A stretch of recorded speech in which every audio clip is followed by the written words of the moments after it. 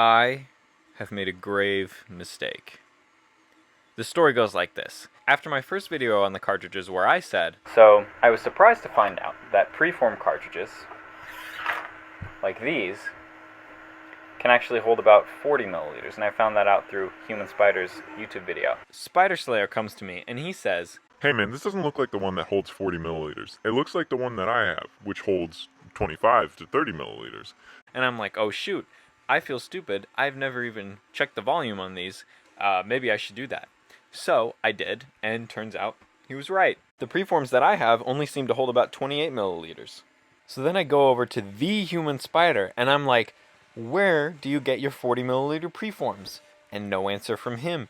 And I'm like, oh my gosh, this is crazy. I text Blood Spider, I'm like, where does he get these 40 milliliter preforms? He's like, I don't know, dude, I have the same ones as you. Turns out all you gotta do is search for 40 milliliter preforms on Amazon and they show up. So I got some, and sure enough, they hold 40 milliliters of liquid as advertised, and then some. So in that video, when I said, these actually look smaller than this can hold 40 milliliters, this can hold 30 milliliters. It's kind of like magic. That was just me being an idiot. So when comparing these two different cartridges, a lot of things become clear. Obviously, first of all, the one I was using before is much smaller. I don't know how I ever thought that would hold 40 milliliters. But it's clear the larger cartridge also has thinner walls, which is a little bit alarming. And of course, right as I'm observing this, Human Spider decides to come back with a response saying, I stopped using those because I noticed some cracks in them. Sometimes cracks form in the surfaces of polymers due to dehydrating chemicals like isopropanol, so it's not necessarily due to it not being able to withstand the pressure. Nonetheless, I will have to check this. And if it ends up being up to snuff, you can see that we're still on track for some magic here, as the 40 milliliter preforms are still smaller than my old cartridges. And just to be sure this is as impressive as I thought it was, I checked the volume of my old cartridges, which turned out to be just a little bit over 30 milliliters. Now to be sure these 40 milliliter preforms will work, we need to be sure they can withstand 100 psi. That's where this assembly comes in. This is what we're going to be using to test to see if the preform cartridge can hold 100 psi. So this is the preform cartridge. You can see it's extra long. We've got a long tube here. That's important for us to be able to stay out of harm's way of a potential explosion. And in order to get this preform up to 100 psi, we're not going to be using R134A, we're going to be using a bike pump. Yes, I'm going to hand pump air pressure up to 100 psi. It's going to be tough. And in case the cartridge ruptures, we're going to be wrapping it in this plastic trash bag so that the shrapnel doesn't fly everywhere and litter or potentially harm people. That would be very bad.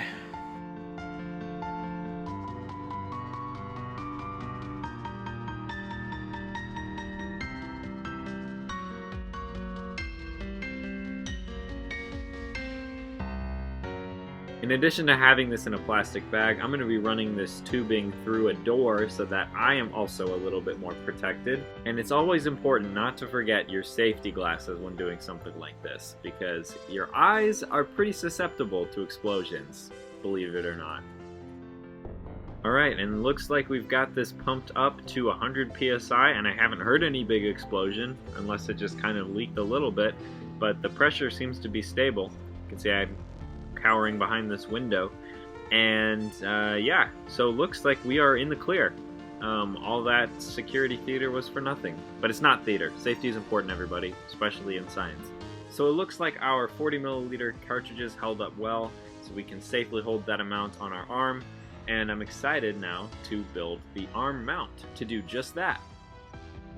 Alright, so here we have what I came up with in terms of CAD for the canister holder on my upper arm.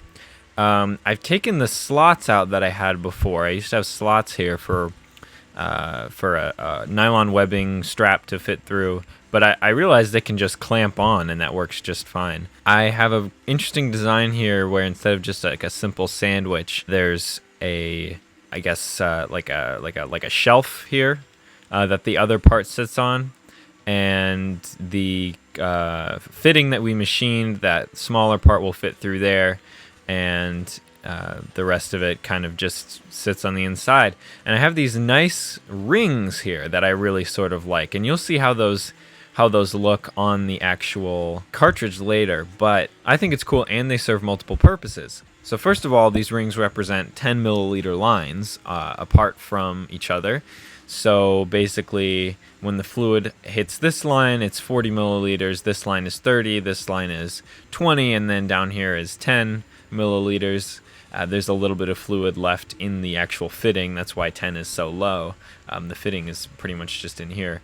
In addition to volume measurement, these rings serve the purpose of reinforcement.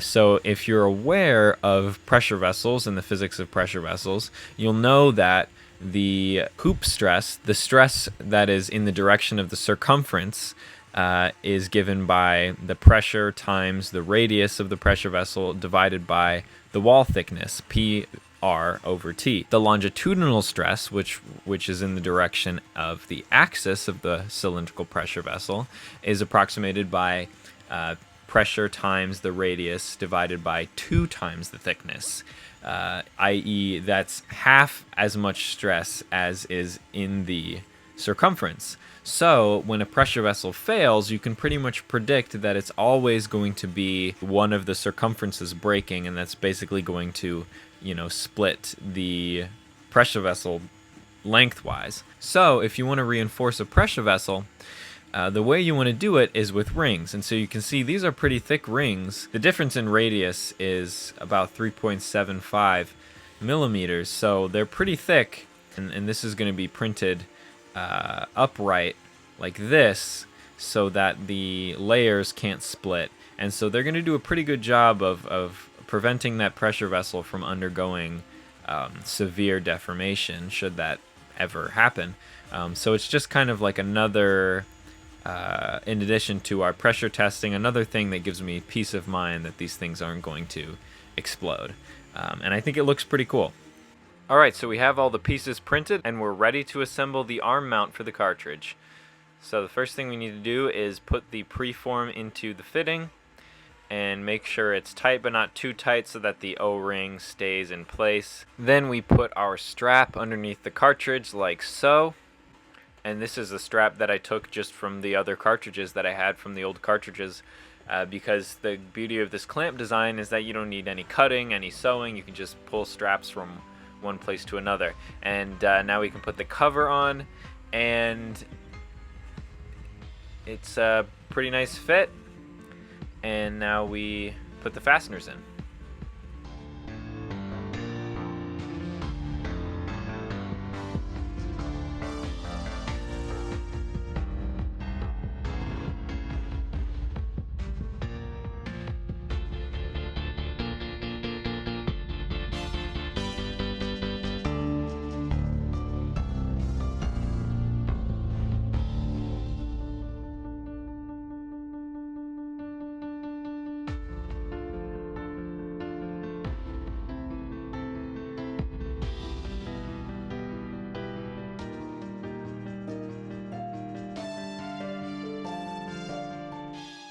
So I really like the way this looks. I like the way it fits on my arm. It's pretty snug with this hoodie on, but obviously in spandex it'd be a little bit looser. I think it looks great. I think it has a nice kind of sort of like light bulbish look, I guess, if you know what I mean. It's just kind of that kind of glassy, sphere-ish, It's an appealing shape, and I really like the color. It's a great navy blue color. I can easily reach over and pull this valve open and closed in order to turn the safety on and off for my web shooters. I think it works just great. It really is aesthetically maybe one of my favorite things that I've made. Let's go ahead, and I haven't put any seals on this valve, so let's go ahead and do that now.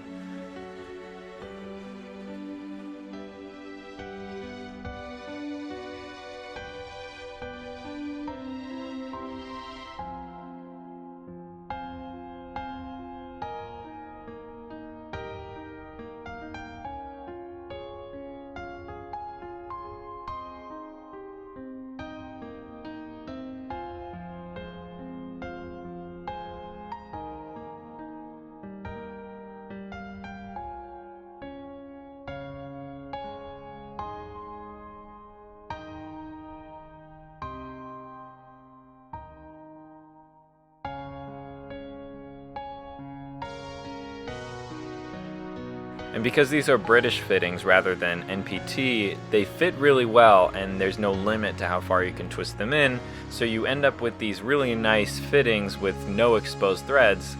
I just love the way it works, and this is like Django Fett colors. I love it. So on that topic of British fittings, I did find some British fittings for compression fittings, and that's what I'm using here. And I'm going to show you how nicely that fits into this valve and no longer have those really ugly exposed threads like we did on the old one.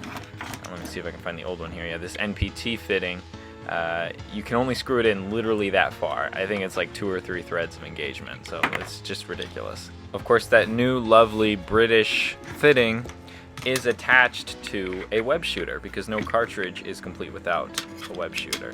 So let's see what that web shooter looks like. And here it is. Something tells me that you guys will be seeing this web shooter in action very soon, and I can't wait for you guys to see it. I want to give a quick shout out to my patrons: Jacob Lawrence, J Dubs Animation, Mimo, Jeff Zachary Woodhurst, Green Ninja, The Arachnids, Christopher Jordan, Nicholas Sykes, Caleb Choice, and Spider Noah. Thank you guys so much. I wouldn't be able to do any of this without you. If you want any of the STL files from this episode so you can make this stuff yourself, feel free to donate $5 a month or more on my Patreon for access to my super secret STL drive. I'll see you guys in the next video.